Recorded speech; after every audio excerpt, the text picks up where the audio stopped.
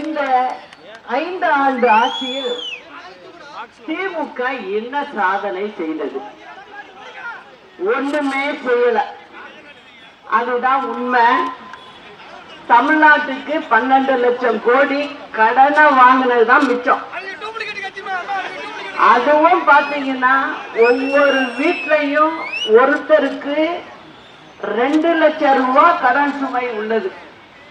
உங்களுக்கும் இருக்கு, என் மேலையும் இருக்கு, அன்னைக்கு பிறக்கிற குழந்தை மேலையும் இருக்கு. இதுதான் திமுக செய்த சாதனை.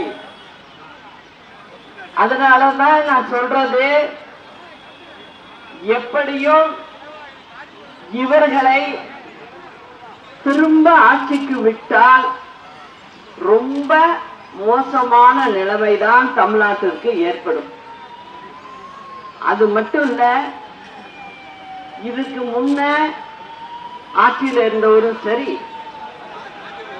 இப்ப தொடர்ந்து ஆட்சியில இருக்கிற திமுகவும் சரி, இந்த 2 கட்சியும் இப்போ தேர்தல் அறிக்கை ஒண்ணு கொடுத்திருக்கு. அதுல பாத்தீங்கன்னா இப்ப ஆண்டுகிட்டு இருக்க கட்சி என்ன சொல்லுது? 12 லட்சம் கோடி கடனையும் வாங்கிவிட்டு என்ன சொல்லுது? 8000 ரூபாய்க்கு உரிய டோக்கன் கொடுக்கிறோம்.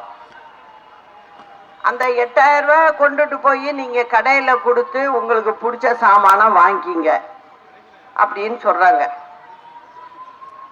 ஏற்கனவே முதலமைச்சராக இருந்தவர் என்ன சொன்னாரு? நான் ஃப்ரிட்ஜ் வாங்கி கொடுக்கிறேன், அது மட்டும் இல்ல 10,000 ரூபாய் ரொக்கம் காசும் கொடுக்கிறேன் அப்படிங்கிறார்.